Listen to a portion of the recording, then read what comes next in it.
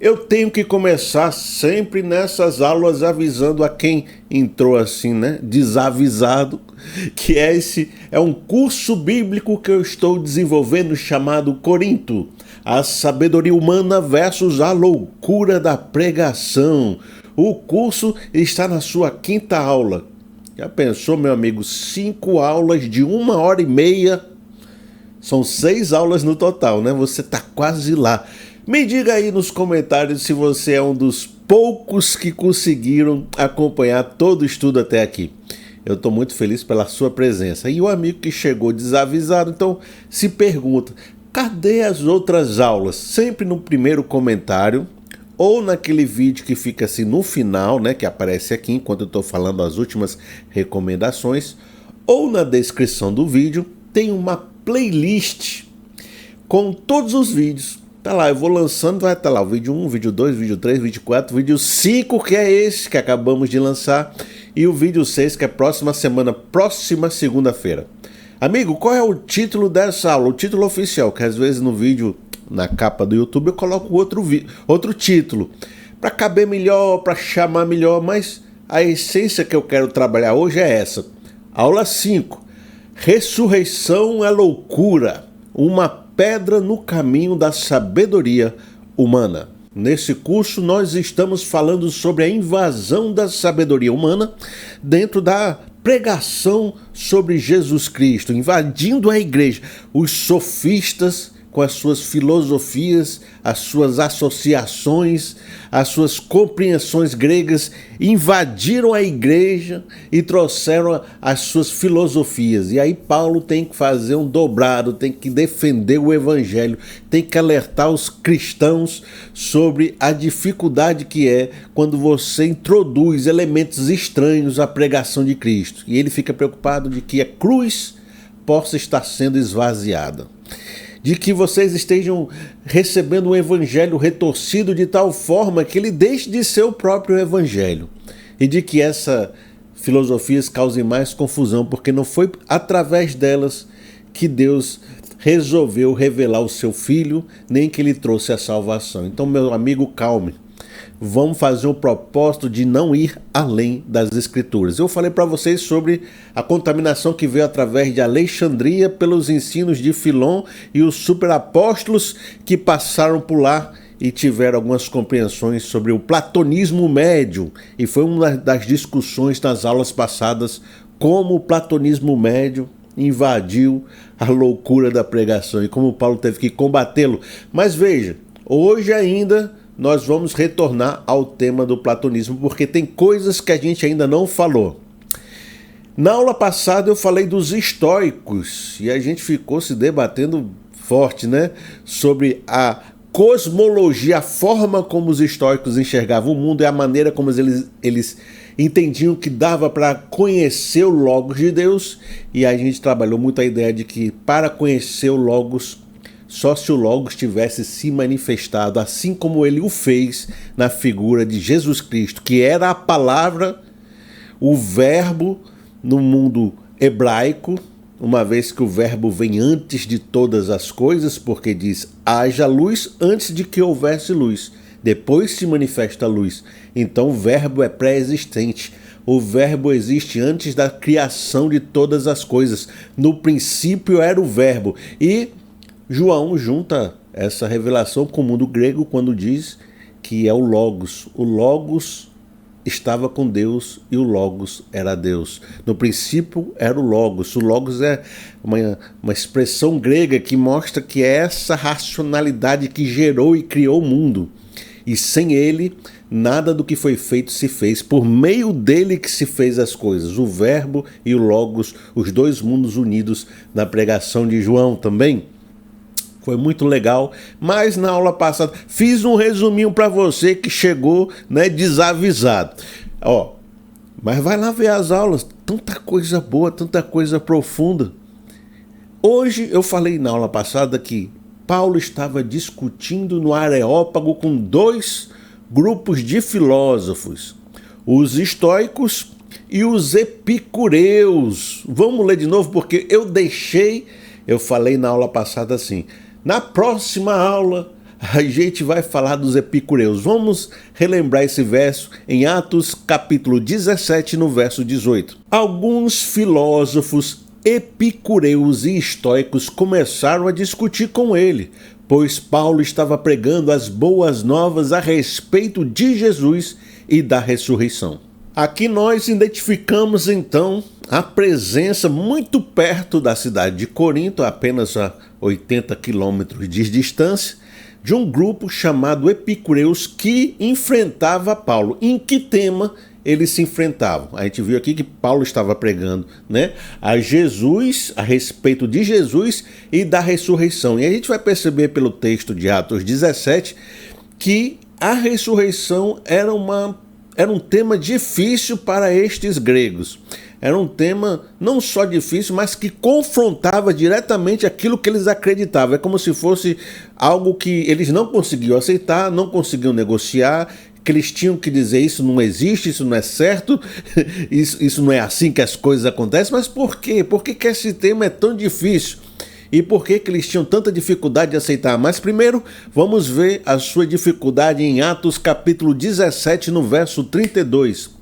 Quando ouviram sobre a ressurreição dos mortos, algum deles zombaram, assim como no princípio dessa discussão em Atos 17, já diziam assim: o que está falando esse tagarela? Tu vê que é um espírito de zombaria, Tem muita essa coisa do sofista que quer diminuir os outros para poder se elevar. Mas veja, quando eles falaram do assunto da ressurreição, algum deles zombaram e outros disseram: a esse respeito nós o ouviremos outra vez. Novamente, a nossa investigação para saber que sabedoria é essa que Paulo está tendo dificuldade, que está se misturando ao evangelho, principalmente em 1 Coríntios, que ainda era a época que os superapóstolos e os super sofistas não tinham chegado à cidade. A gente fez essa investigação de perceber que a cidade de Atenas era do lado e havia essa discussão com estoicos e epicureus. Apenas 80 quilômetros, então a influência deveria ser grande. Nós percebemos agora que um dos temas complicados para eles era a ressurreição. Então, a gente se pergunta, na carta de Corinto, existia alguma defesa sobre a ressurreição? E eu estou fazendo essa pergunta só para você entender. Eu sei que você sabe que tem, mas é só para você conectar com as outras compreensões que nós estamos fazendo. Claro que tem. 1 Coríntios 15 é o texto clássico, primordial, central sobre a ressurreição. Então são 52 versos de Paulo defendendo a ressurreição. Logo, esse era um tema problemático que estava acontecendo na igreja, e era um tema problemático das sabedorias gregas, eles se incomodavam muito com esse assunto. Logo, a conclusão clara é: essas sabedorias estavam invadindo, segundo 1 Coríntios 1, 2, 3 e 4, a pregação, e um dos conceitos que eles deturpavam, ou atacavam, ou tinham dificuldade, ou tentavam tirar da pregação, esvaziando a cruz, seria minar a pregação sobre a ressurreição. Por isso que Paulo tem que passar 1 Coríntios 15 todo defendendo, e não só 1 Coríntios, todas as passagens praticamente Paulo, ele precisa, tanto que quando você estuda Paulo, você pensa assim, ele fala muito da ressurreição, Às vezes em nossas igrejas a gente quase não cita esse assunto, mas Paulo fala muito. Às vezes pode ser porque está precisando falar, porque a igreja está tendo tanta dificuldade com isso que ele precisa reforçar a cada momento. Mas é verdade também que a ressurreição é central na teologia que Paulo estava pregando e desenvolvendo com as igrejas dos gregos. Todas as igrejas que ele formou. A ressurreição é um tema para ele que toda hora está presente. Vamos dar uma olhada aqui, que tem um versinho que todo mundo puxa para mostrar o que estava sendo discutido na igreja e por que Paulo se defendeu. Diz assim, 1 Coríntios 15, no verso 12. Ora, se está sendo pregado que Cristo ressuscitou dentre os mortos, como algum de vocês estão dizendo que não existe ressurreição dos mortos? Veja, o irmão mais sabido de Bíblia, pode perceber que existem outros textos, em outras cartas, em que a discussão é um pouquinho diferente dessa. A discussão é: a ressurreição de fato aconteceu, mas não vai acontecer mais ou não acontece mais. Então, eram pessoas que acreditavam que aconteceu, mas que isso foi algo específico de Jesus, mas isso não vai mais acontecer no futuro com a sua igreja. Então, seria outro grupo de reflexão. Mas aqui em Corinto você percebe que ele está dizendo que não existe isso. E aí é uma afirmação categórica, não é que aconteceu no passado, não é que eu cheguei a acreditar que Jesus ressuscitou, não é possível existir ressurreição, é uma negação clara. E isso vem de um grupo que diz que isso não pode acontecer, isso não é lógico, isso não é racional, isso não pertence à nossa forma de pensar, isso é uma invenção, isso é uma fábula, isso é uma história que Paulo está contando, isso é impossível de acontecer. E esse tipo de argumentação seria muito própria de influências dos epicureus. Porque, e já vou explicar o que os epicureus acreditavam, mas eu só estou querendo que você conecte que essa sessão, que em Corinto havia uma defesa clara contra pessoas que estavam dizendo que a ressurreição não existia. Eu estou mostrando para você que a ressurreição era um tema difícil para muitas dessas filosofias e que especialmente os epicureus não acreditavam que ela existia. Eram os que poderiam negar mais claramente. Por esse texto eu percebo que há alguma influência. Felipe, mas dá para dizer que era o filósofo epicureu discutindo com Paulo ali em 1 Coríntios 15? Não, mas a cultura tinha esse pensamento. Eu estou mostrando para você que estava muito próximo a esse tipo de pensamento. E no próprio 1 Coríntios 15 você vai perceber novamente o alerta de Paulo sobre como essa mistura pode estar fazendo a cruz de Cristo ser esvaziado, que eram as preocupações de 1 Coríntios 1, 2, 3 e 4, que eu estou falando sobre a sabedoria de Deus versus a loucura da pregação e como essa sabedoria está contaminando o evangelho. Em 1 Coríntios 15 ele faz esse alerta novamente quando diz no verso 2 assim: por meio deste evangelho vocês são salvos, desde que se apeguem firmemente à palavra que lhes preguei. Caso contrário, vocês terão crido em vão. Veja aqui novamente, se vocês se manterem a palavra fiel, a palavra revelada, aquela que mostra que Cristo morreu, ressuscitou pelos nossos pecados, que tem a redenção, a justificação, a santificação, a redenção, né? Tem tudo, aí vocês são salvos. Mas se vocês misturarem essa pregação com outras coisas, então vocês estão crendo num Cristo modificado, num Cristo que não salva, num Cristo que não traz a ressurreição, e aí vocês não vão alcançar a salvação, não vão estar dispostos à salvação, que nem se perdoar dos pecados vocês vão ser, porque nem se reconhecer pecadores vocês vão se reconhecer. Então quando você distorce a palavra, não é Cristo que você está pregando. Você está pregando outra coisa. E por isso que é muito difícil quando você vê igrejas que adicionam demais questões culturais à palavra. Você tem que ter o cuidado dobrado, porque quando você começa a alegorizar, dizer, não, na verdade o que a Bíblia quis dizer é isso, você começa a colocar diversos elementos, você está pregando um Cristo que não foi o Cristo revelado. Tá certo?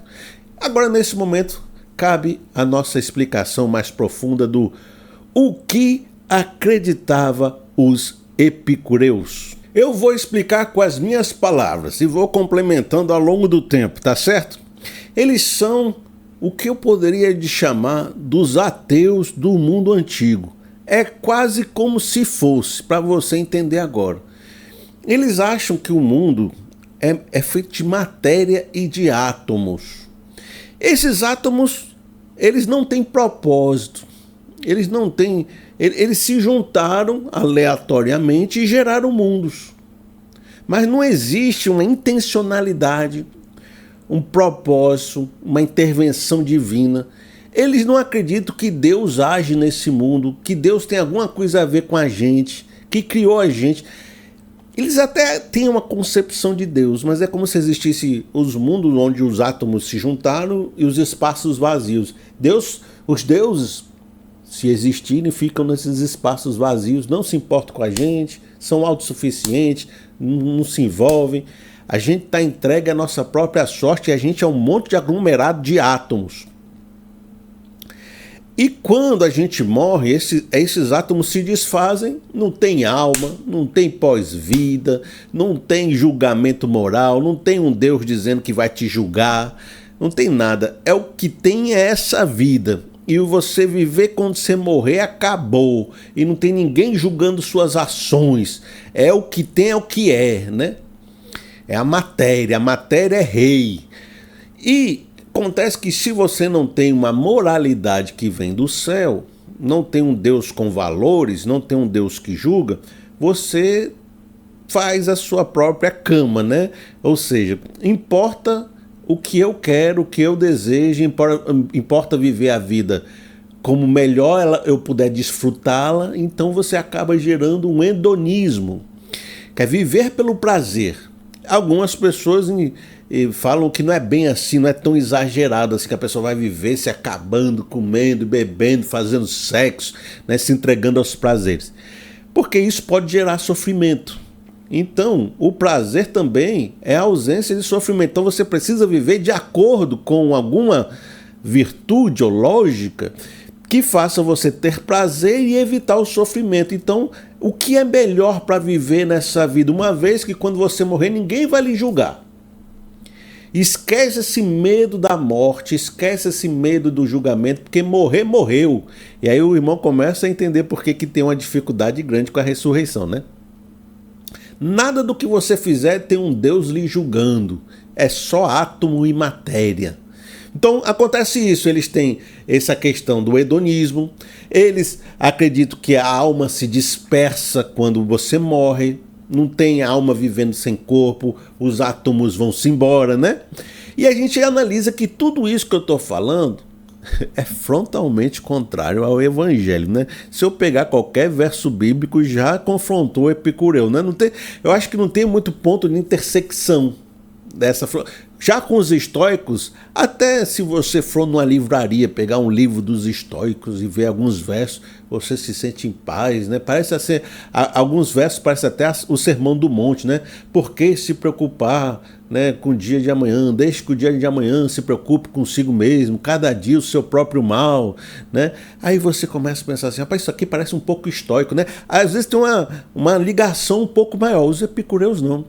E Paulo vai falar da criação, onde Deus colocou cada povo em cada lugar, isso em Atos 17.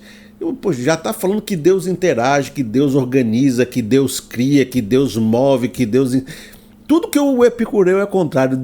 Aí Paulo fala de julgamento, né, da presença de Jesus Cristo entre nós, que é Deus encarnado. Fala dos valores que você tem que se arrepender. O Epicureu não entende arrependimento porque ele não entende que você está errado. Você tem que viver segundo o prazer que você consegue viver e evitar o seu sofrimento. Mas não tem uma lógica divina para você se arrepender. Não tem nem para quem você se arrepender, que Deus não está nem aí para você. Entendeu? Ele fala de um jugo e vai falar da ressurreição, que é um dos temas mais difíceis para os epicureus. E aí, eu imagino, assim como a gente às vezes...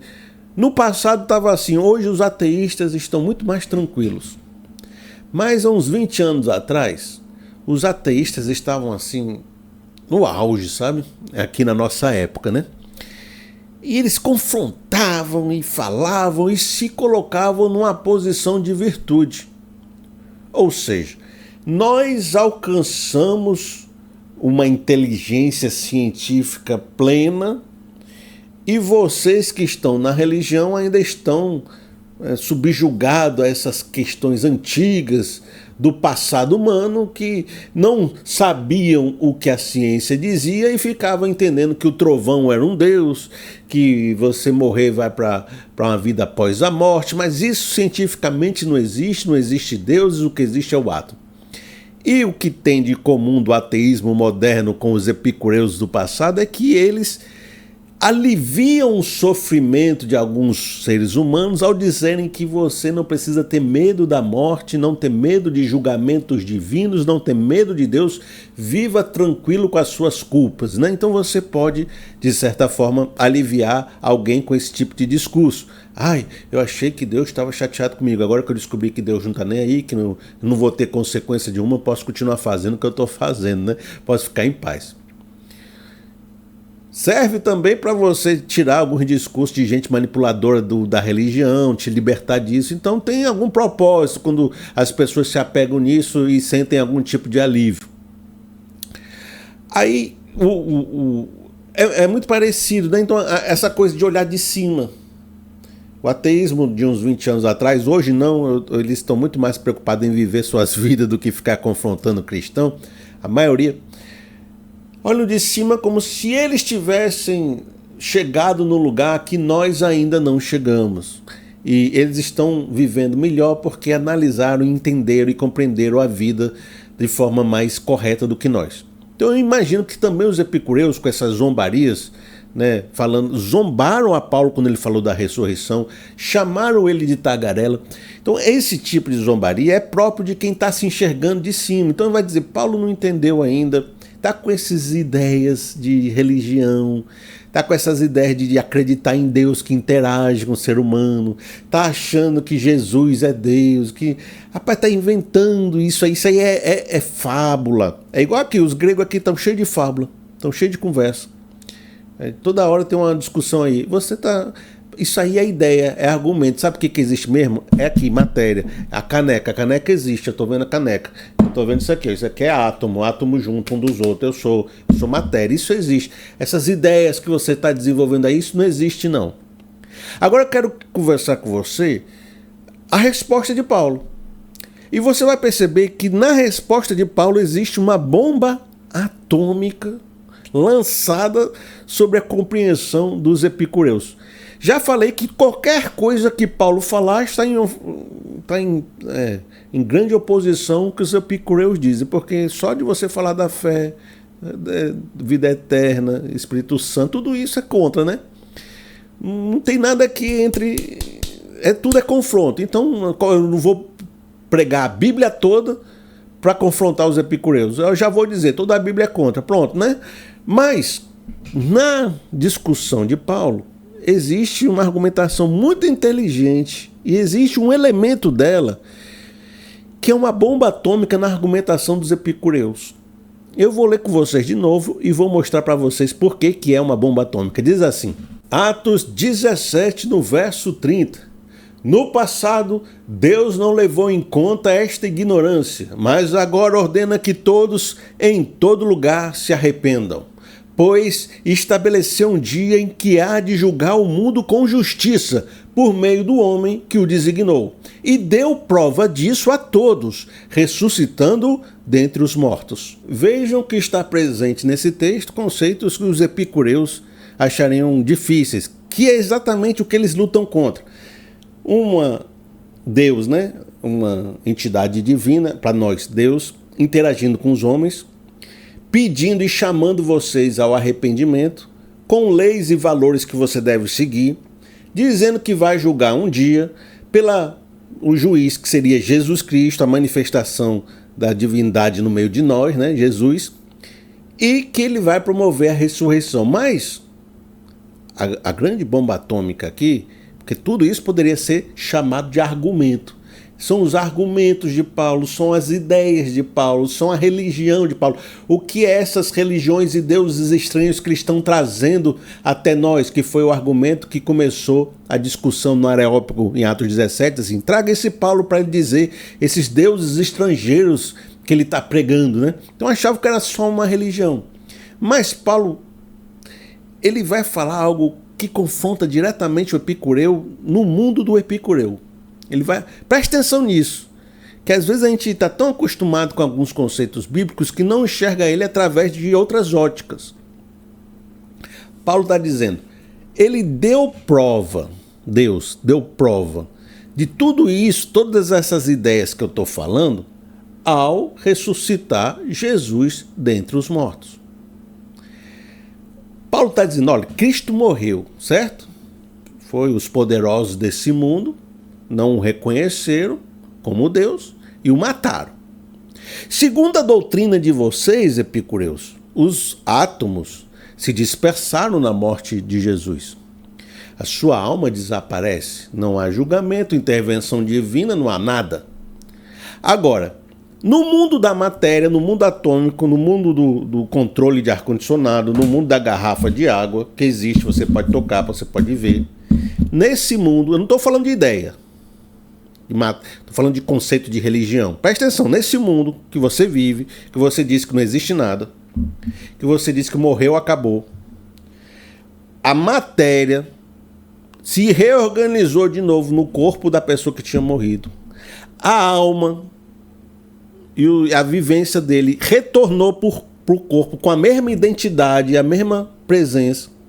Se restaurou nesse corpo e o indivíduo que estava morto voltou a viver. De maneira que só isso que você está vendo já prova que a alma não se dispersa, porque ela, depois de 3 dias, voltou para o corpo.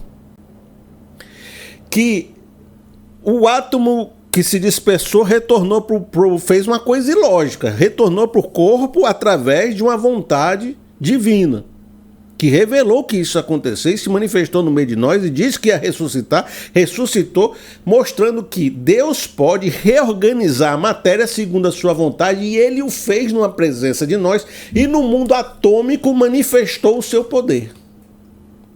Entendeu isso?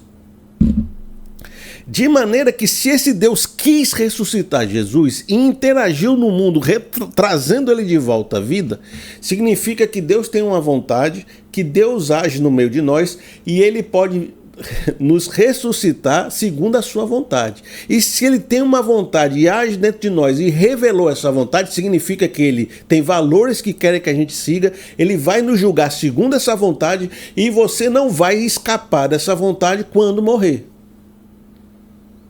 Porque ele vai te ressuscitar e vai lhe julgar. E a alma é preservada depois dessa morte e ele estabeleceu um dia de julgamento. Tudo isso aconteceu no mundo atômico, ele mostrando e provando que a divindade interage com o mundo atômico e que ele pode reorganizar e trazer essa vida de novo, porque ele tem autoridade sobre a própria criação. Então você diz, é tudo argumento? Eu estou dizendo, não. Existe um fato. Existe uma prova. Eu vou lhe provar que o que eu estou dizendo é verdade, porque no mundo real, que você diz que é a única coisa que existe, ele provou que existe um poder além da existência que molda, manipula e a existência lhe obedece. Agora eu quero ler com vocês mais uma argumentação de Paulo que está indo nesse caminho de provar o seu argumento a partir da presença da ressurreição. Diz assim, 1 Coríntios capítulo 15, no verso 5. E Jesus apareceu a Pedro e depois aos 12. Depois disso apareceu a mais de 500 irmãos de uma só vez, a maioria dos quais ainda vive, embora alguns já tenham adormecido. Depois apareceu a Tiago e então a todos os apóstolos. Depois destes apareceu também a mim, como um que nasceu fora do tempo. Epicureu, o que você diz que é impossível de acontecer, isso não existe, isso é impossível, eu não quero saber disso, isso aí é errado. O que você diz que é impossível, aconteceu. E se o impossível aconteceu, significa que é as suas ideias que são apenas ideias. As minhas ideias poderiam ser apenas ideias e conceitos religiosos, mas o impossível que você disse que não poderia acontecer, provou a minha argumentação. E esse impossível aconteceu não tem 20 anos. E tem pessoas em Jerusalém que estão vivas, que viram a ressurreição. Você pode viajar, pegar um avião aqui, pegar um barco, eu estou elaborando, né? Viajar para Jerusalém e conversar com as pessoas que viram o acontecimento com os apóstolos. E eu vi Jesus fora do tempo. Então, a questão, a gente aqui em 2025 fala da ressurreição como algo distante. E ela virou quase que um argumento que a gente conversa. Mas naquela época era algo concreto. entendeu? Eu não estou falando de religião, meu amigo. Eu estou falando de um acontecimento, de uma intervenção na história humana, de um poder que fez algo que nunca aconteceu na frente de um monte de gente. Reorganizou os átomos de quem já havia morrido para reafirmar a autoridade desse Cristo. E ele renasceu e ele ressurgiu. Renasceu, né? Ressurgiu. E mostrou que a sua obra foi completa e realizada. E hoje eu posso saber tudo aquilo que ele pregou, tudo aquilo que ele falou é verdade, porque ele mostrou que este poder que invade o mundo atômico pode alterar, manipular e reorganizar os átomos e retornar à vida, porque a vida se preserva depois da morte. Esse Deus tem valores, esse Deus te pede arrependimento. E tudo isso aconteceu na frente da gente, é concreto. O irmão já entendeu que Paulo tratava a argumentação como a ressurreição como uma prova, como um fato. Tem testemunha. Se você levar para um tribunal, eu trago as testemunhas para você. Tem local, tem nome, tem história, tem cidade, tem tudo. Está aqui. É só você ir conversar com as pessoas. Isso foi um fato. Agora vamos retornar para a gente continuar nossa explicação aos argumentos de Atos 17. No passado, Deus não levou em conta esta ignorância, mas agora ordena que todos, em todo lugar, se arrependam, pois estabeleceu um dia em que há de julgar o mundo com justiça, por meio do homem que o designou, e deu prova disso, ressuscitando dentre os mortos. Então compreendemos que a ressurreição é um fato, é uma prova. A pergunta que vem em consequência disso é, uma prova de quê? Aí você leu aqui comigo, que Jesus, né, foi o Filho de Deus enviado ao mundo para nos salvar e pede que a gente se arrependa dos nossos pecados. Deus não leva mais em conta esse estado de ignorância de vocês e agora convoca vocês ao arrependimento, porque diz que ele vai nos julgar. Existe uma lei, existe uma vontade, existe um caminho que Deus quer que a gente ande. E então devemos nos arrepender dos nossos pecados, andar segundo esses valores e caminhos que Deus revelou, para que no dia do juízo, da justiça de Deus, que ele preservou para um momento específico no futuro, em qual Jesus será o juiz, a gente vai ser ressuscitado.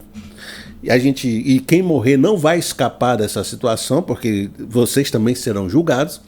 E a gente possa se encontrar dentro dessa salvação que Cristo revelou. Então, a ressurreição é uma prova desse conjunto de argumentos revelados em Jesus.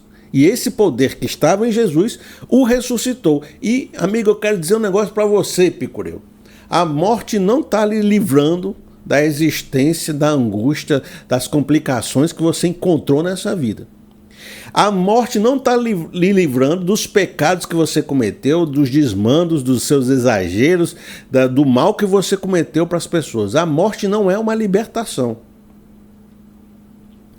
O julgamento vai acontecer a despeito da sua morte, porque esse poder que ressuscita os mortos vai te levar para diante do julgamento. E parece que Paulo está fazendo essa argumentação diretamente para Epicureu.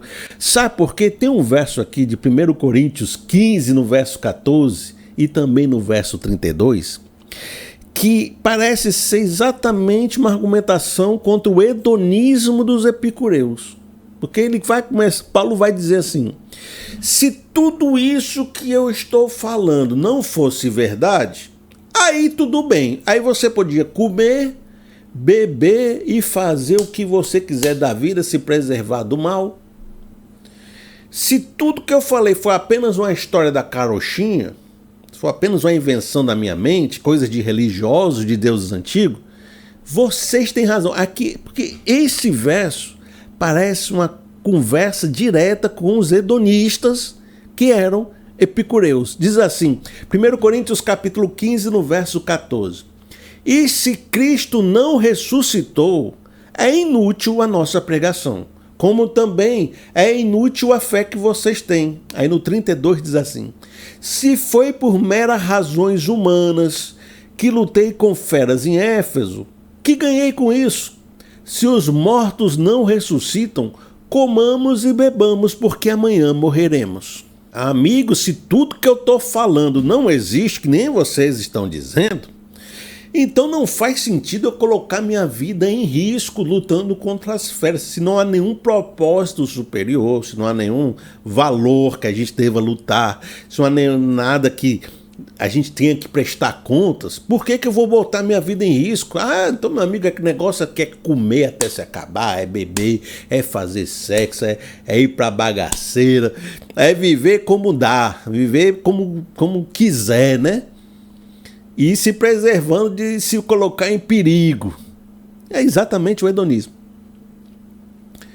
Então Paulo está dizendo, se tudo que eu estou falando é errado, então vocês estão certos. Acontece que, para Paulo, por causa do fato concreto, histórico, esse se não existe, porque nós não estamos falando de argumento, nós estamos falando de algo concreto e histórico que aconteceu e que provou tudo isso como verdade. Eu estou falando de uma verdade.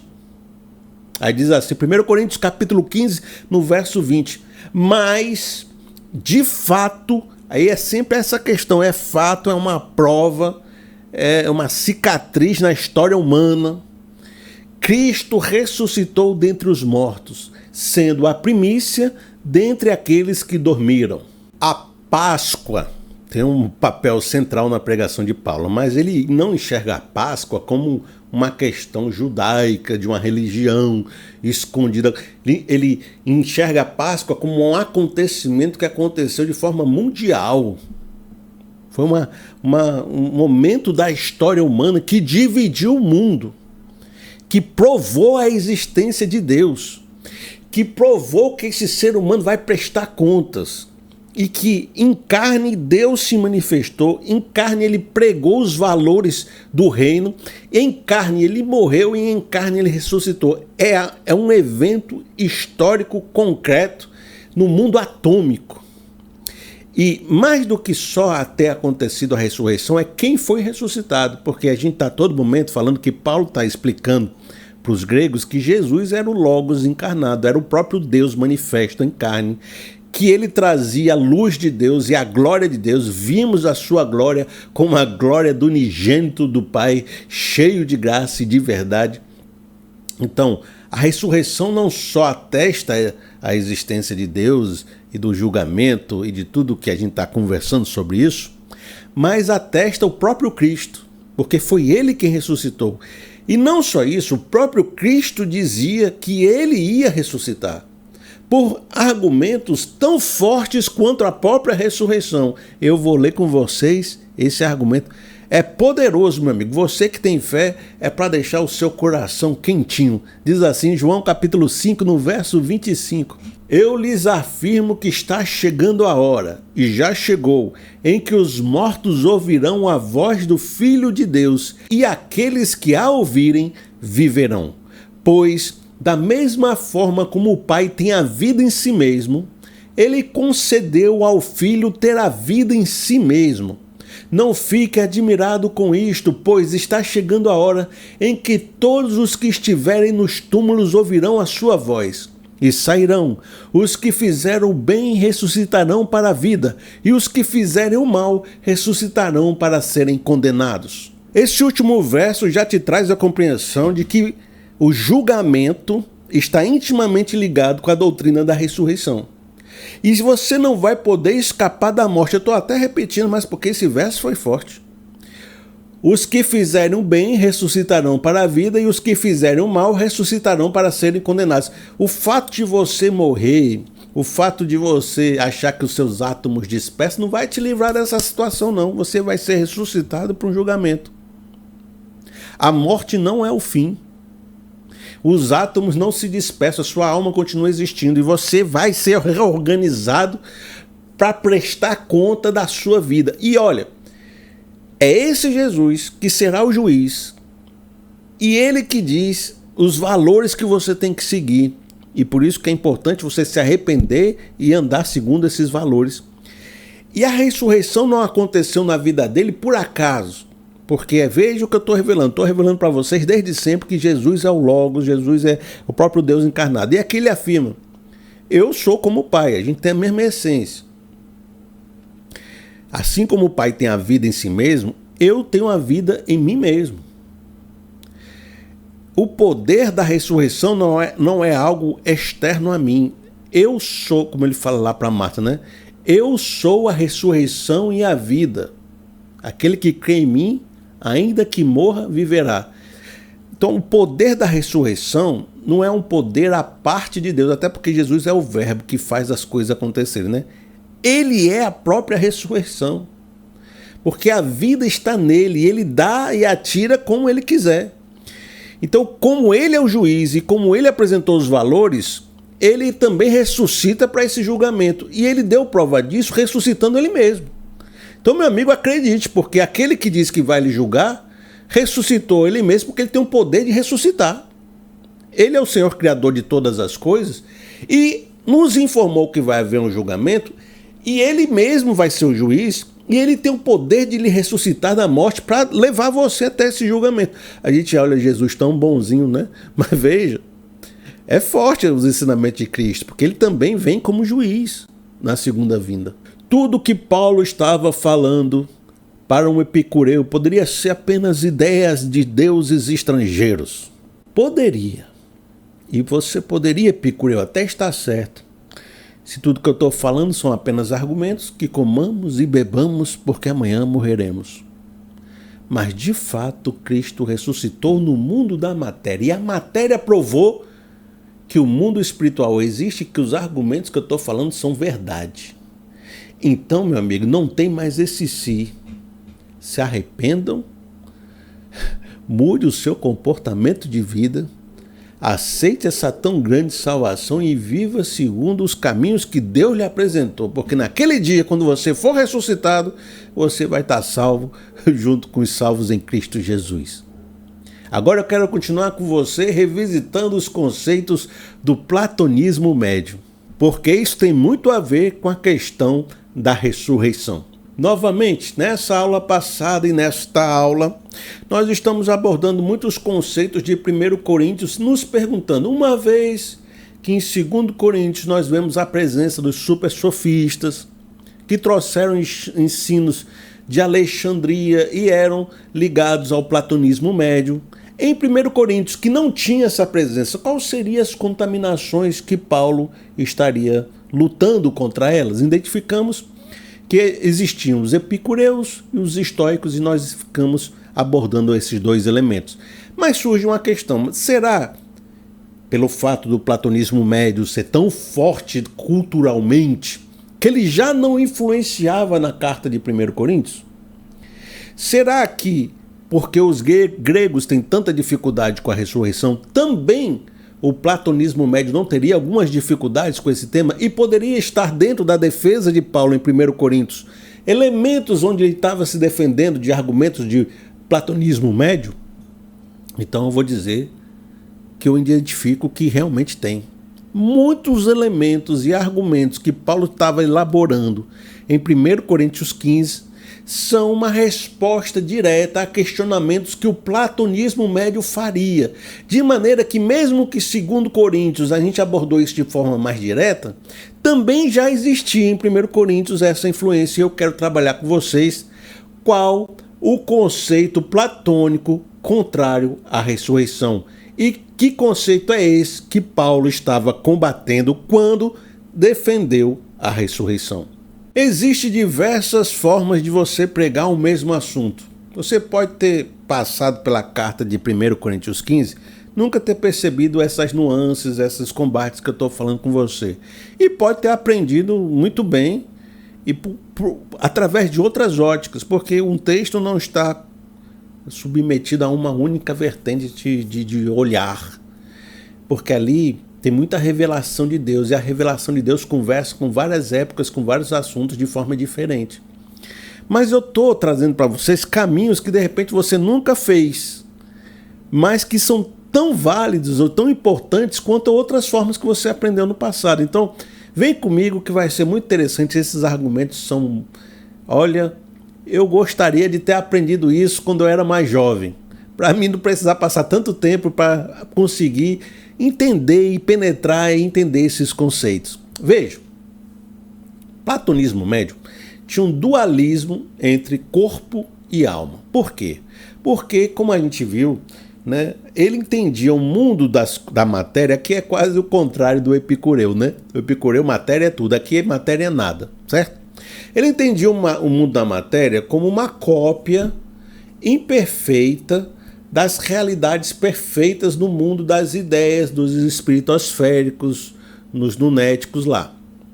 Então existia uma ideia perfeita de um controle de ar-condicionado lá no mundo espiritual, e aqui se manifestou no mundo da matéria uma versão imperfeita desse controle. Então a matéria é imperfeita, ela é limitada, ela é sujeita a paixões, a limitações, a degradações, a sofrimento.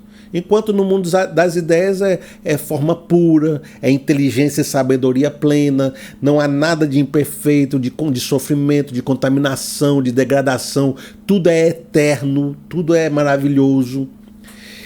E essa ideia vai ficando tão forte na cabeça do platônico que a vida no corpo passa a ser uma espécie de prisão.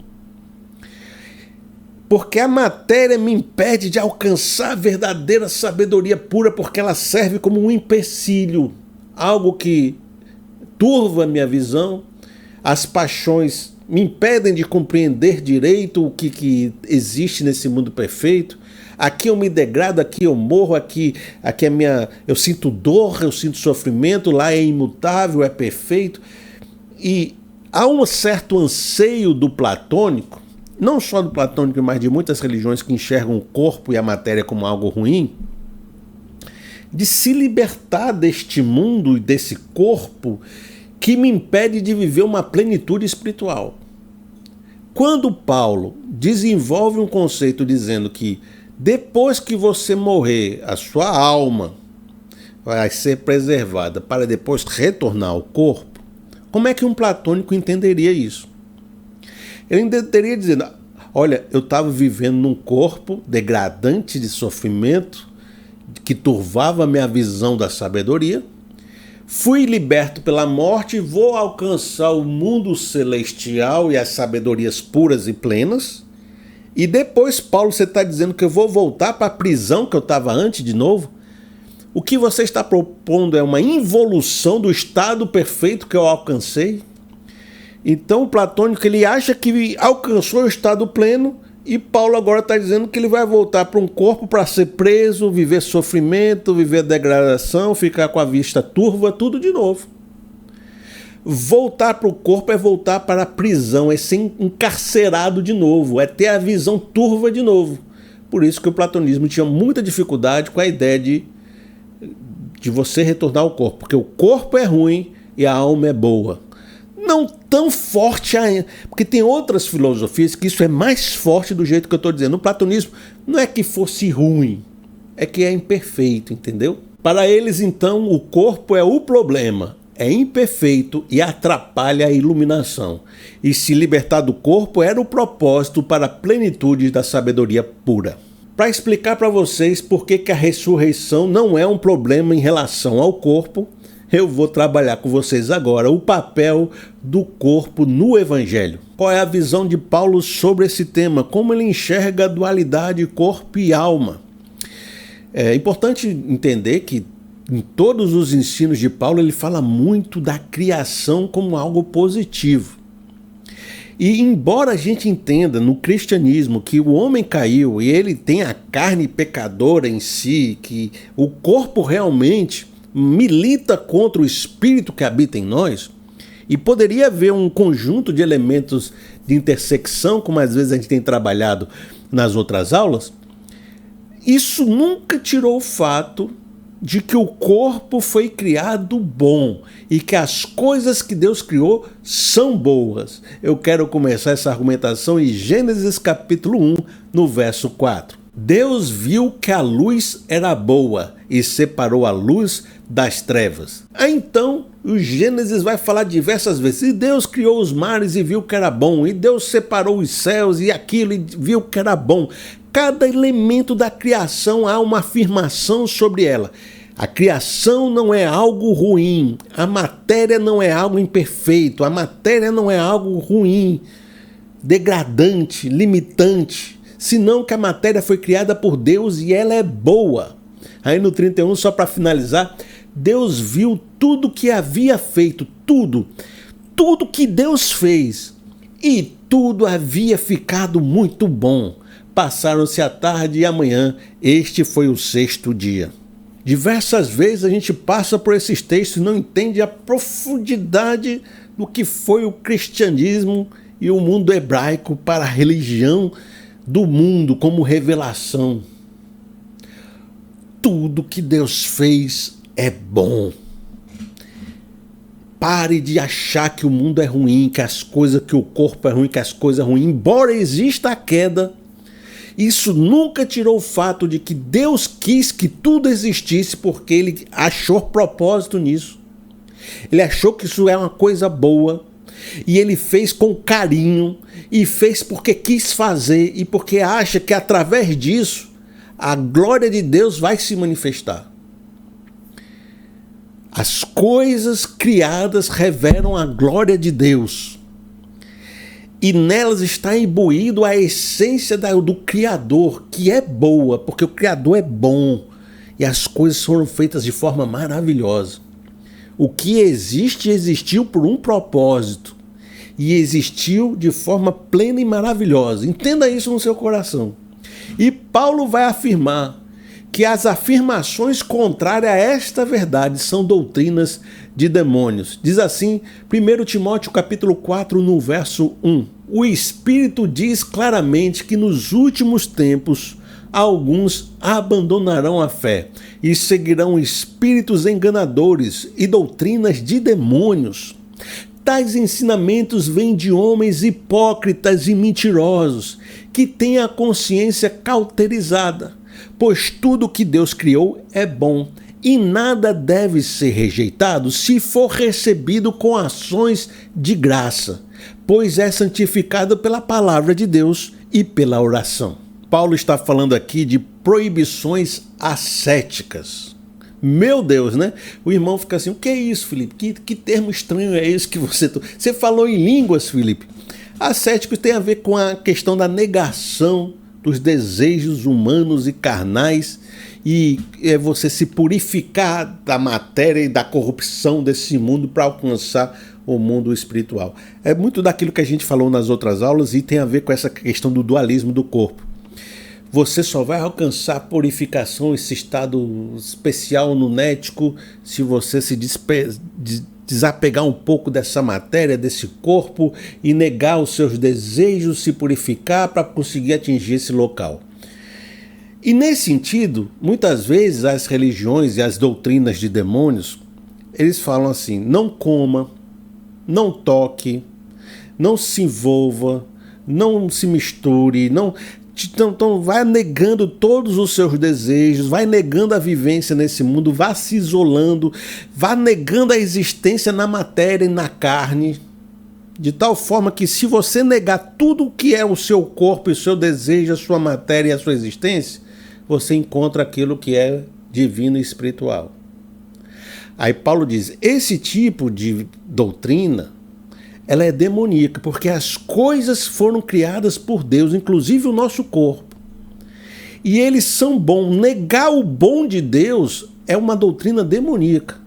Aqui ele diz que é doutrina demoníaca. Em outros textos, como o de Colossenses, ele vai chamar isso de doutrinas e sabedorias humanas. Diz assim, Colossenses capítulo 2, no verso 21. Não manuseie, não prove, não toque. Todas essas coisas são destinadas a perecer pelo uso, pois se baseiam em mandamentos e ensinos humanos. Essas regras têm, de fato, aparência de sabedoria com sua pretensa religiosidade, falsa humildade e severidade com o corpo, mas não têm valor algum para refrear os impulsos da carne. Existem diversas doutrinas nessa linha aqui em Colossenses, não seria nem um platonismo médio, seria já umas influências gnósticas que estariam acontecendo, que foi um embate mais para o final do século, que o apóstolo João teve mais diretamente esse confronto. Mas isso é um assunto para outra aula. O que importa para nós é que existem diversos conceitos que vão dizendo que o corpo e a matéria é ruim e que se você se libertar dela, não toque, não prove, não pegue, não faça sexo, não coma isso, não tenha prazer, não se envolva, não faça nada, negue o seu corpo, que você vai alcançar uma iluminação e uma salvação. Todas essas doutrinas são doutrinas humanas, de demônios, pretensa sabedoria, pretensa religiosidade, que até hoje muitos dos evangélicos se privam de muitas coisas porque acham que tudo é mundano, tudo é ruim. E Paulo está dizendo, calma aí, não é por aí. Aí ele vai desenvolver o conceito lá em Timóteo, né, que diz assim: pois tudo que Deus criou é bom e nada deve ser rejeitado se for recebido com ações de graças, pois é santificado pela palavra de Deus e pela oração. Qual é o propósito de Paulo? Não é negar o alimento que foi sacrificado ao ídolo, por exemplo, mas é santificar o alimento, porque aí você o torna bom. A matéria é boa, Deus criou as coisas boas, elas foram corrompidas pelo pecado. Mas então o que você faz? Em vez de negá-las, você as santifica para o uso correto. O que eu tenho que fazer então? Não é negar o corpo, é santificar o corpo para o uso que Deus o destinou a ter, porque o corpo é bom, foi criado com um propósito, e com propósito ele deve ser usado nessa vida. Não é negar o corpo, mas santificar o corpo. E isso é muito interessante quando ele fala em Corinto sobre a questão da sexualidade. As pessoas, por muito dessa influência até platônica, não queriam se envolver sexualmente, porque estavam negando o sexo para poder ter uma espiritualidade mais desenvolvida. Mas Paulo fala, não, a gente somos seres sexuais, Deus nos criou assim. E é importante que no corpo a gente não negue a sexualidade, mas a gente santifique para o lugar certo. Eu vou ler com vocês esse texto. Preste atenção através dessa ótica. 1 Coríntios capítulo 7, no verso 2. Mas, por causa da imoralidade, cada um deve ter sua esposa e cada mulher o seu próprio marido. Não se recusem um ao outro, exceto por mútuo consentimento e durante certo tempo, para se dedicarem à oração. Depois, unam-se de novo, para que Satanás não os tente por não terem domínio próprio. O mundo caiu, o pecado habita todas as coisas porque está sujeito a esse pecado e a queda. E nós possuímos a imoralidade, o pecado em nós. Se deixar o ser humano, ele faz uma bagaceira grande. Um amigo sabe, né? E se enterra no mais profundo da imoralidade.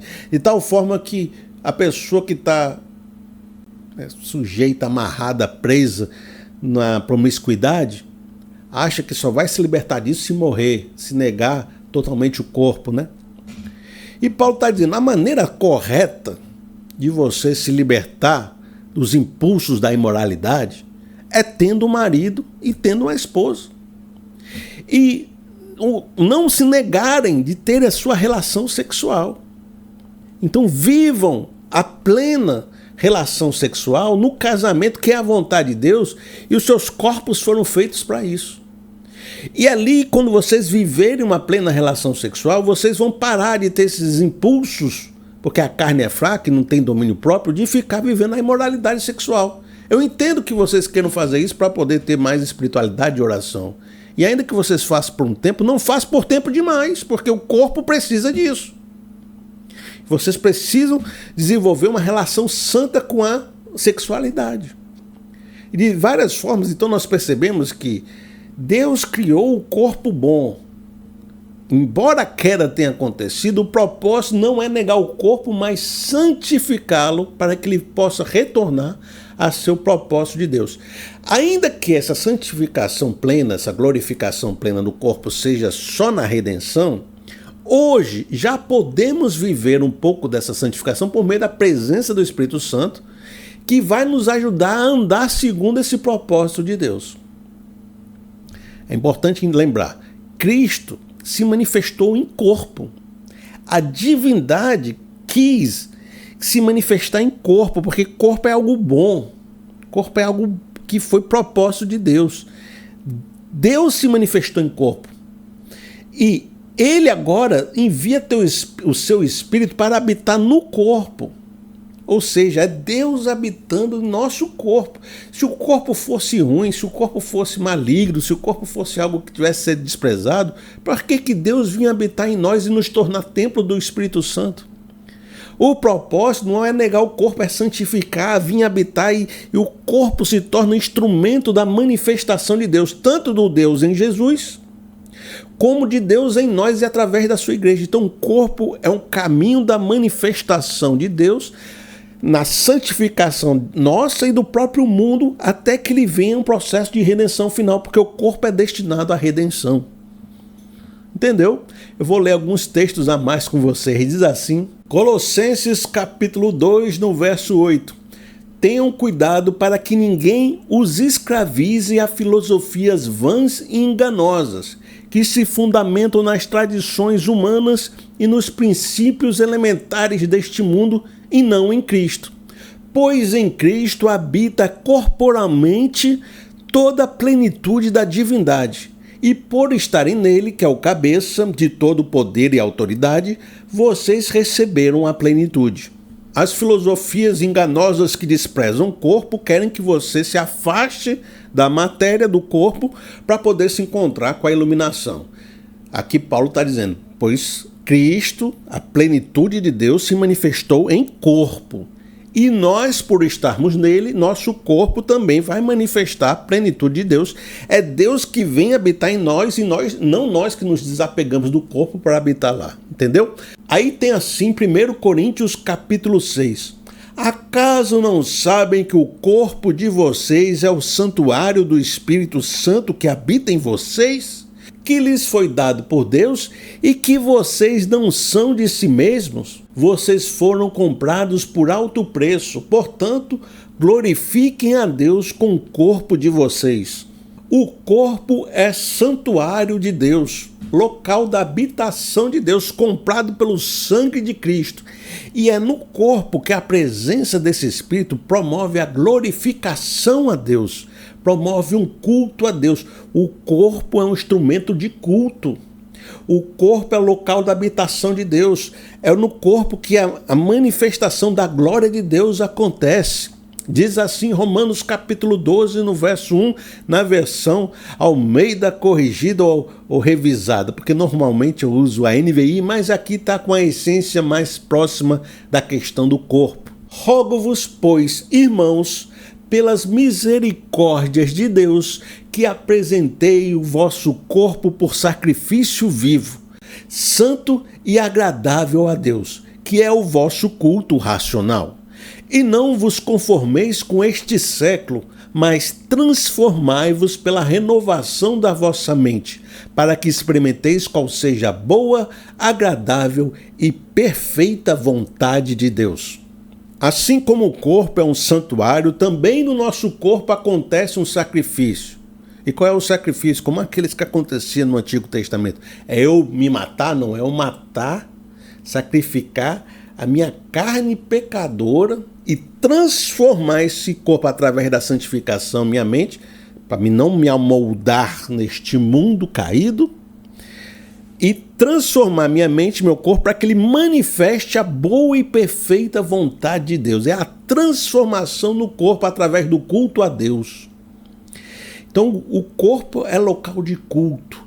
E este culto manifesta a presença de Deus e a transformação da minha alma, de forma que no corpo eu fico cada dia mais parecido ou mais vivendo a imagem de Cristo, né? Como diz Efésios, né? A plenitude de Deus, a medida da estatura do varão perfeito. Vamos continuar então com o nosso tópico ressurreição, a redenção futura do corpo. Aqui nós chegamos de novo no tema da ressurreição. E por que o dualismo platônico tem tanto problema com a ressurreição? Já falamos que é voltar para um corpo imperfeito. A doutrina cristã também, aqui tem um ponto de intersecção, também entende que o corpo não está perfeito. Ele está caído, possui paixões, possui a carne pecadora, e embora a gente possa se santificar e trabalhar para ser nova criação, como Paulo fala e como os reformados falam, vivificado pelo Espírito, e aí a gente não peca mais e nega o pecado, a gente sabe, meu amigo, que nosso corpo se degrada ainda, a gente sofre, a nossa mente se turva, não existe uma plenitude ainda como deveria ser, a gente ainda anseia por uma redenção, a transformação final ainda não aconteceu e a gente sabe que o pecado está em nós, que a gente todo dia tem que lutar contra ele. Então existe uma imperfeição no corpo, de fato. Então, à semelhança do platonismo e outras ideias, realmente o corpo pode estar me impedindo de viver uma plenitude em Deus. As soluções das filosofias e das doutrinas de demônios é se libertar do corpo através da morte. Nós já falamos, e aqui eu estou só reforçando o nosso ensino, de que a solução proposta bíblica não é se libertar do corpo pela morte, mas transformar, santificar através do culto a Deus que acontece em nós, porque a presença de Cristo, através do Espírito Santo, vem em nossa vida, de forma que a gente possa cada dia mais viver essa plenitude do corpo. Mas ainda sabemos e compreendemos que do corpo do jeito que está, não vai atingir essa plenitude. Mas a solução não é a libertação, não é se desfazer da matéria, porque a matéria foi boa e foi propósito de Deus. Então qual é a solução que Paulo oferece? Paulo começa a desenvolver então um conceito que é lógico. Se você entender tudo que eu falei, o conceito vai ser não uma coisa que você lia e pensava assim, nossa, tem isso? Não, vai ser algo lógico. Se hoje nós pecamos porque temos uma natureza pecadora em nós, que nos impede de viver essa plenitude, e se eu vou retornar ao corpo depois de uma redenção, o meu corpo vai estar rendido dessa condição perecível, vai estar rendido dessa morte, vai estar rendido desse pecado que habita em nós, porque o salário do pecado é a morte. Se eu não elimino a questão do pecado em mim através da redenção, então a morte também é eliminada. Então será um corpo diferente do que eu tenho hoje, porque não vai ter mais habitação, não vai ter mais a carne pecadora, não vai ter mais esse impulso do pecado, não vai ter mais a degradação e o sofrimento que vem através do pecado, então ele vai ser um corpo diferente. Vai ser também um corpo que vai viver a plenitude da glorificação de Deus, que não se degrada mais, que vive então a eternidade. Então no 1 Coríntios 15, você vai perceber muito Paulo falando que não é o mesmo corpo ao qual nós vamos ressuscitar. É um corpo glorificado e rendido e santificado para ser aquilo que Deus nos criou para ser. Eu vou ler com vocês alguns versos e a gente vai conversar sobre isso. 1 Coríntios capítulo 15, no verso 42. Assim será como a ressurreição dos mortos. O corpo que é semeado é perecível e ressuscita imperecível. É semeado em desonra e ressuscita em glória. É semeado em fraqueza e ressuscita em poder. É semeado um corpo natural e ressuscita um corpo espiritual. Se há corpo natural, há também um corpo espiritual. No verso 47 continua: o primeiro homem era do pó da terra, o segundo homem do céu. Os que são da terra são semelhantes ao homem terreno, e os que são do céu ao homem celestial. Assim como tivemos a imagem do homem terreno, também temos a imagem do homem celestial. Verso 51. Eis que lhes digo um mistério, nem todos dormiremos, mas todos seremos transformados.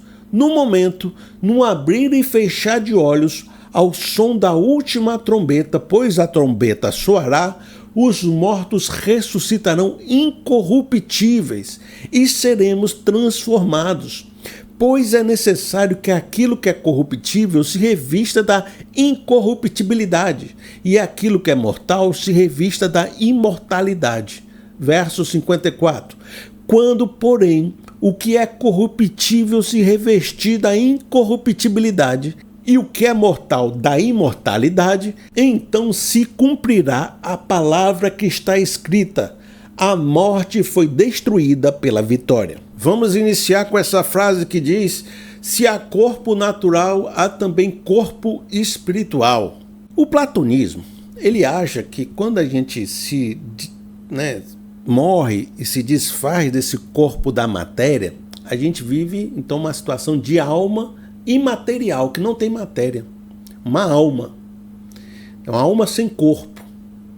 E Paulo está trabalhando o conceito, e é um conceito bíblico bem profundo, de que a alma e o corpo foram criados juntos, como para ser uma coisa só.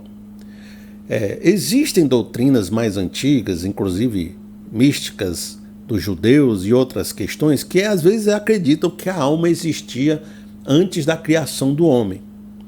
Mas os principais intérpretes bíblicos mais modernos e que já se debruçaram e pensaram sobre o assunto ao longo de muito tempo de história já entenderam que ali em Gênesis, quando diz que Deus fez o homem do pó da terra e soprou sobre ele o fôlego divino e ele se tornou alma vivente, é ali nessa alma vivente que o combo pó e fôlego divino manifestou a alma.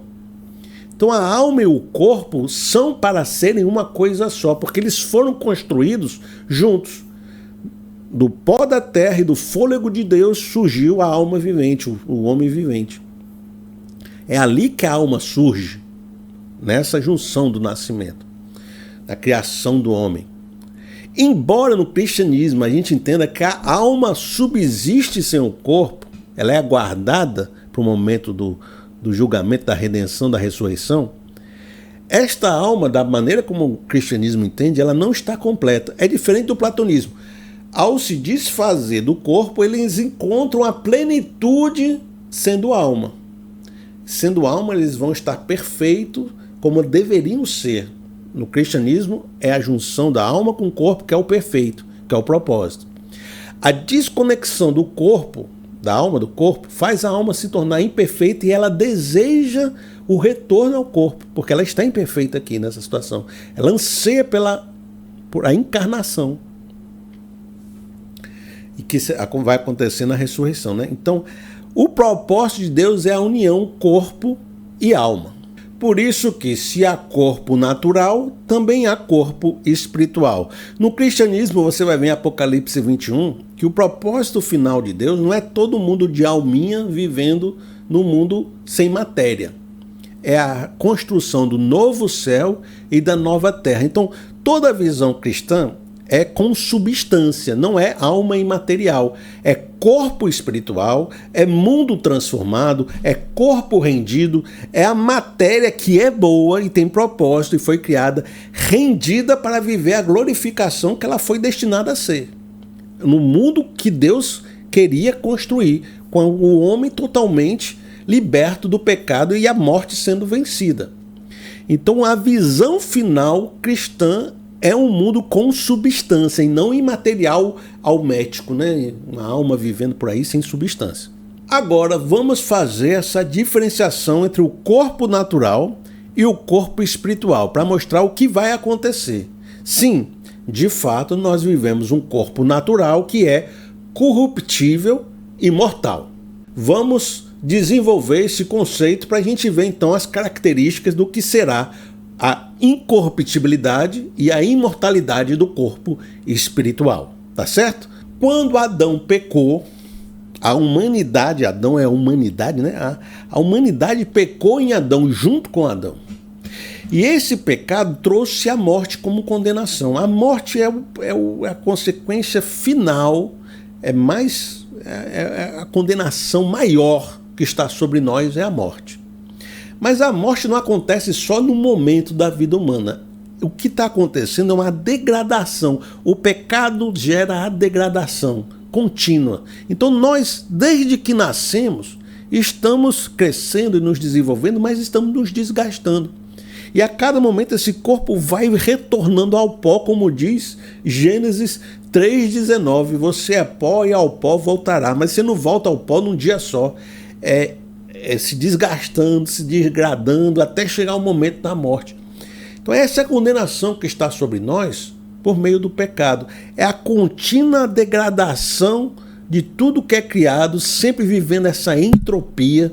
Tudo que é formado vai se desformando. E porque o estado pecador nos leva até a morte. Por isso que a morte precisa ser vencida no novo corpo. E esse corpo sujeito a essa morte se degrada a cada dia. O corpo natural, então, é marcado pela fragilidade física, envelhecimento, doença e, por fim, a morte. O corpo espiritual, agora a gente vai ver a sua característica, é revestido de incorruptibilidade e de imortalidade. A gente vê o corpo transformado, esses tempos, vai ser incorruptível, né? Vai ter a imortalidade como se fossem elementos adjetivos jogados, né? Mas faz sentido pela lógica. Ora, se o pecado que trouxe a degradação do ser humano e o conflito da carne, a sua pulsão para o pecado e a morte. Uma vez que eu elimino a carne pecadora, o pecado, eu faço a total redenção sobre isso. Logo, essa nova natureza, essa corpo espiritual, ele não vai estar sujeito à degradação, porque o pecado foi resolvido. O pecado da carne foi resolvido. Logo, ele não sente o envelhecimento mais, ele se torna imortal.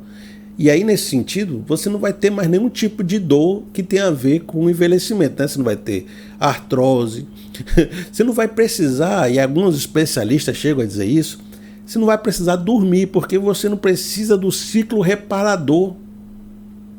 O novo corpo não precisa de sono para reorganizar a memória, não precisa dormir, não vai ter dor, não vai ter envelhecimento, não vai ter, angústia, porque uma vez que você se livra do pecado, a sua própria mente entra num estado de plenitude, de relacionamento com Deus. Então vai acabar a degradação da mente. As síndromes, os TDAH, as ansiedades, tudo aquilo que torna a sua mente mais difícil de lidar, os pensamentos intrusivos, as dificuldades que faziam você te encher de angústias, que eram muito da natureza pecadora agindo em nós, elas vão ser libertadas e a plenitude da presença de Deus, do conhecimento de Deus, vai invadir nossa mente. De maneira que nós vamos ter um conhecimento das coisas como não temos hoje.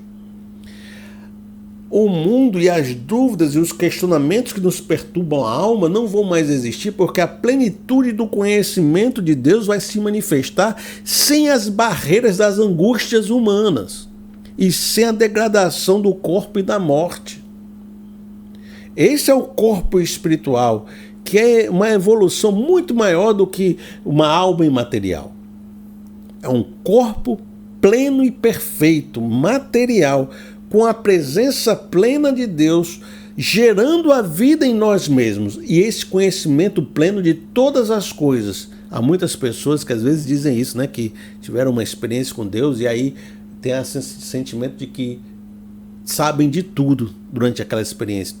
Todo conhecimento é permeado na sua mente, né? Quando elas têm alguma experiência de quase morte, vai ser mais ou menos isso, porque a presença de Deus vai estar tão plena, tão sem barreiras, que o conhecimento de Deus vai penetrar o nosso entendimento. Aí diz assim, 1 Coríntios capítulo 13, no verso 12: Agora, pois, vemos apenas um reflexo obscuro como um espelho, mas então veremos face a face. Agora conhecemos em parte, então conhecerei plenamente, da mesma forma como sou plenamente conhecido. Hoje eu sou plenamente conhecido de Deus. Deus conhece tudo que há em mim, mas eu não conheço tudo que há em Deus. Mas naquele dia, na ressurreição, eu vou conhecer plenamente tudo que é de Deus, porque essa conexão com Deus vai ser sem nenhum tipo de embasamento de espelho, né?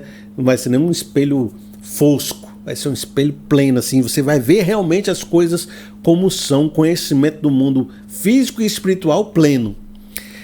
Veja, essa redenção é como uma semente, que hoje nós somos uma semente, o corpo natural, e a semente tem potencialmente dentro dela a árvore, mas nós ainda não somos a árvore. Quando nós morremos é como se nós plantássemos essa semente, e quando nós ressuscitamos é a árvore que nasce, mas ainda vem da mesma semente. É a mesma semente que tem todos os DNA da árvore dentro dela potencialmente, que ainda não se manifestou, mas no tempo da ressurreição nós vamos manifestar a essência da árvore que nós somos. E aí vai se tornar esse corpo espiritual que manifesta a presença de Deus de forma plena, que é incorruptível, que não sente dor, que está vivendo plenamente o conhecimento de Deus, que não precisa de ciclos de restauração, que é imortal e que não se corrompe mais. Não está mais sujeito ao pecado e às confusões da degradação da mente. Eu quero agora falar com vocês que Jesus traz um exemplo de como será o corpo ressuscitado. 1 Coríntios capítulo 15, no verso 20. Mas, de fato, Cristo ressuscitou dentre os mortos, sendo as primícias dentre aqueles que dormiram. Nesse verso eu estou trazendo para você uma conexão que é importante, porque às vezes você pode pensar, o corpo que Cristo ressuscitou era somente uma característica de Cristo, porque ele é Deus, ele é filho de Deus. Mas por esse verso você diz, ele é a primícia dessa colheita. A primícia é os primeiros feixes. Você tem aqui uma colheita, você tira aqueles primeiros feixes de trigo e você analisa o feixe de trigo para saber como vai ser a colheita toda, porque os primeiros feixes indicam a qualidade da colheita. Então, Jesus foi a primeira colheita. Ele vai mostrar para nós a qualidade da colheita. Então, nós seremos como o corpo de Cristo ressuscitado. E para que a gente entenda, então, o que significa ser como o corpo de Cristo? Nós vamos ler alguns textos, que falam da ressurreição, do momento onde Cristo já estava ressuscitado. E lá existem alguns indícios do que vai ser de características desse corpo espiritual. Diz assim, João capítulo 20, no verso 27.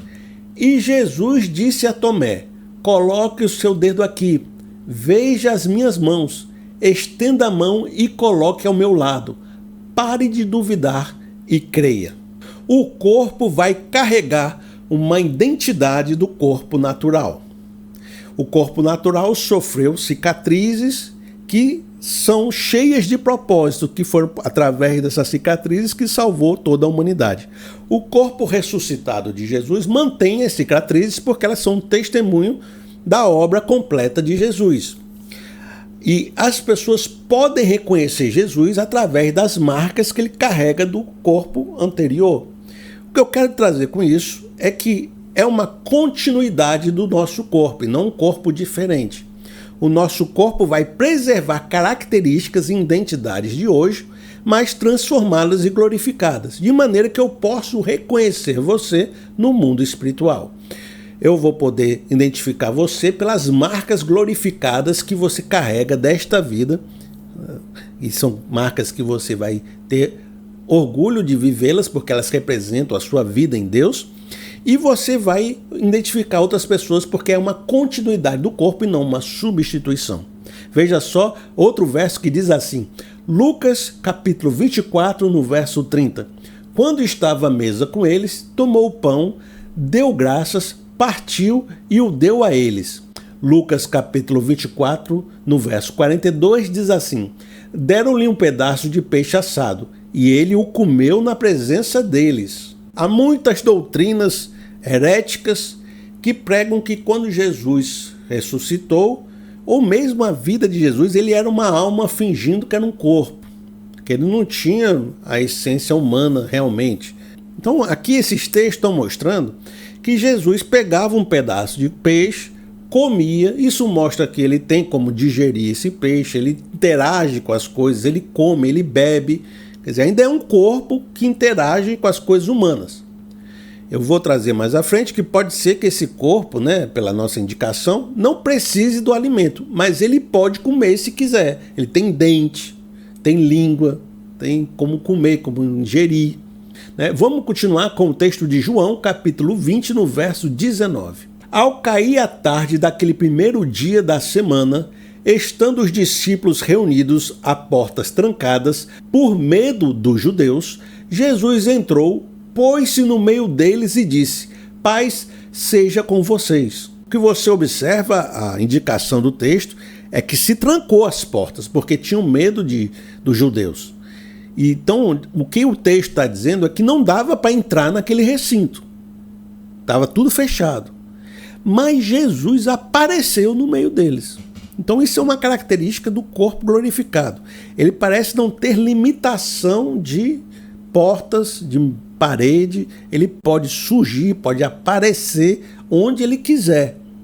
Ele não está sujeito a limitações de espacial, né? Então, olha só, está tendo experiências assim, compreensões que nos levam para uma ideia assim de elevação plena, né, do corpo glorificado. Isso é reforçado em Lucas capítulo 24, no verso 31. Então os olhos deles foram abertos e o reconheceram, e ele desapareceu da vista deles. Jesus aparece e também desaparece da vista quando lhe é conveniente. Então eu posso, num corpo glorificado, estar hoje aqui e desaparecer e aparecer em outro lugar.